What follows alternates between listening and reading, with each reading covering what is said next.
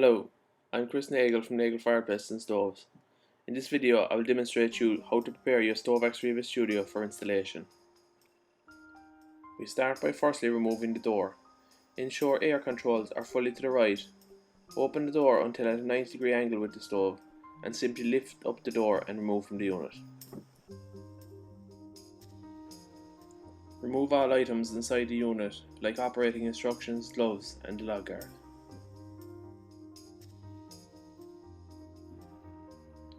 To remove log guard, simply lift up and tilt at an angle to remove from the stove.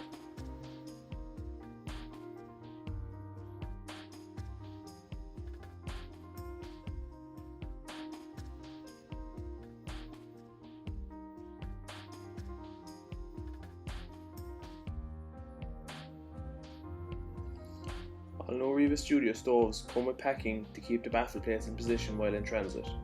Please ensure to remove these before proceeding.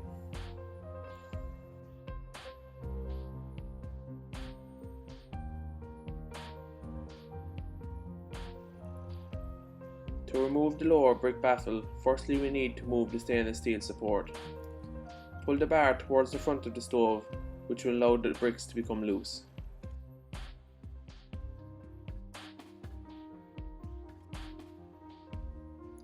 Hold the bricks while carefully removing from the unit.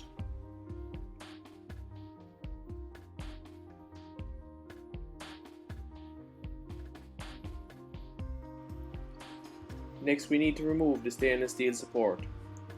Maneuver the bar until one side is the back of the unit and remove it at an angle through the door.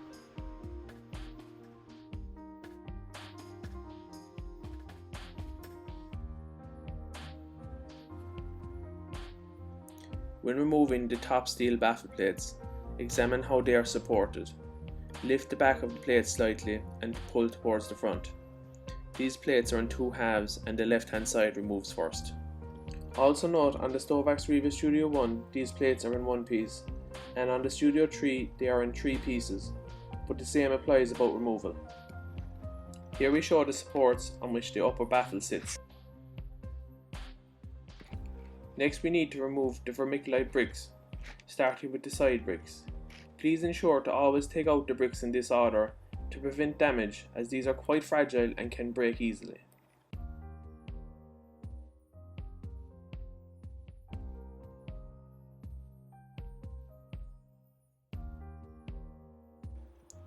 Once the sides are removed, remove the back bricks. Take note of their position, as it is best to reinstall these in this order.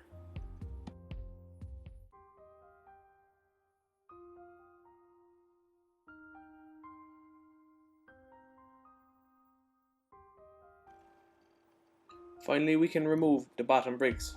Again, handle these with care, as these are very fragile.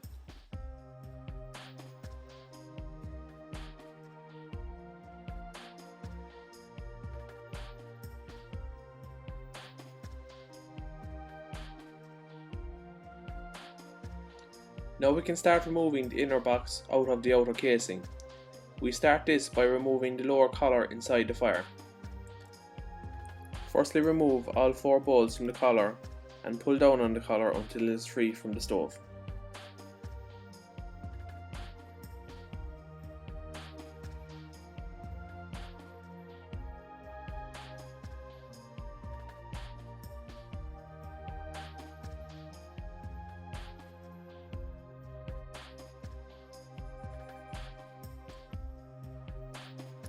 Now the inner box is totally free from its outer casing. Pull on the inner box and this should slide out and remove quite easily. We also recommend a help with this, as this inner box is quite heavy and large.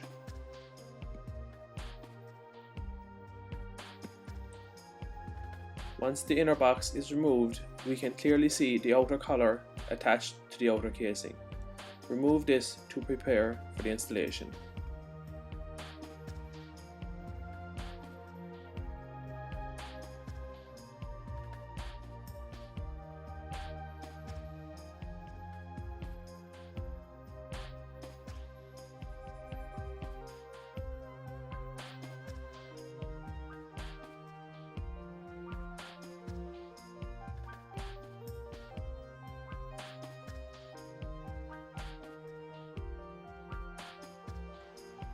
Once everything is removed, we can clearly see the guide rails on both sides for the inner box, the rectangular recess at the back of the stove for the optional fan kit, and the circular cutout in the centre for the external air kit.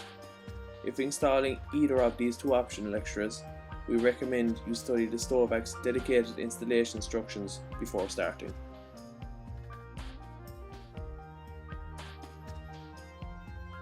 Now that the stove is ready to be installed, we start with refitting the outer collar. Before refitting this, we recommend fire cementing this item to create a good tight seal against the outer casing.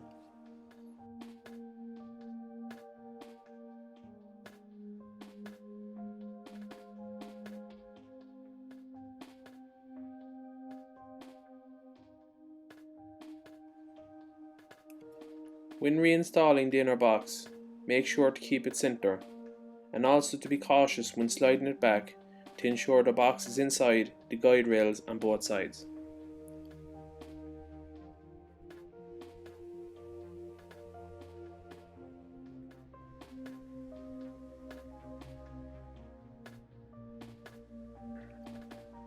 Once this is fully installed, we continue with installing the lower collar inside the fire.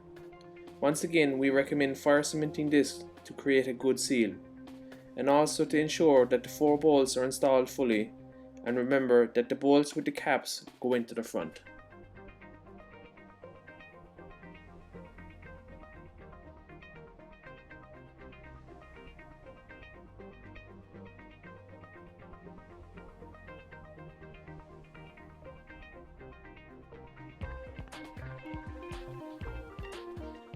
Now it's time to reinstall the vermiculite bricks. Start with the bottom brick, and then the back brick, and finally the side bricks.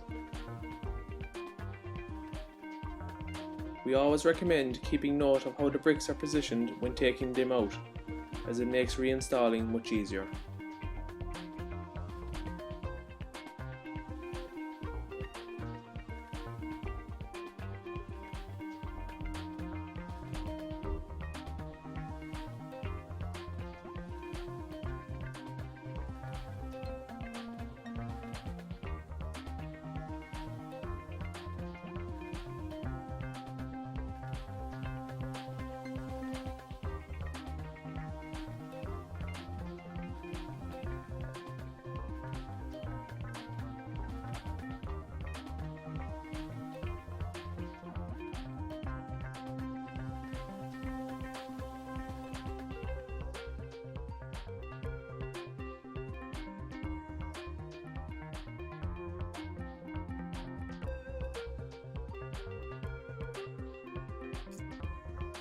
When reinstalling the upper steel baffle plates, start with the right plate first, and then the left hand side. These are supported on 2 keyhole bolts. Once in position, push towards the back of the stove to secure.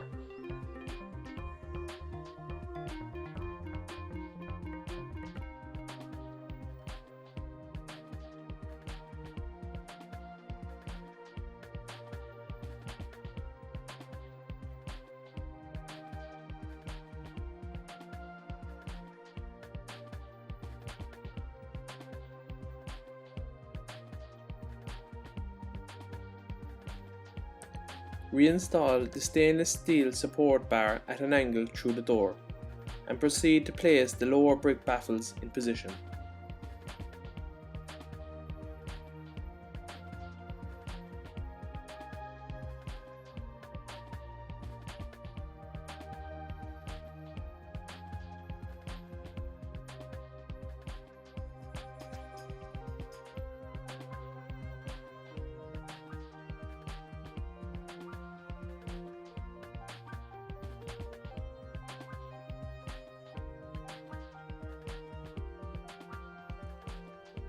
Finally place the log guard back in its position and mount the door on its hinges.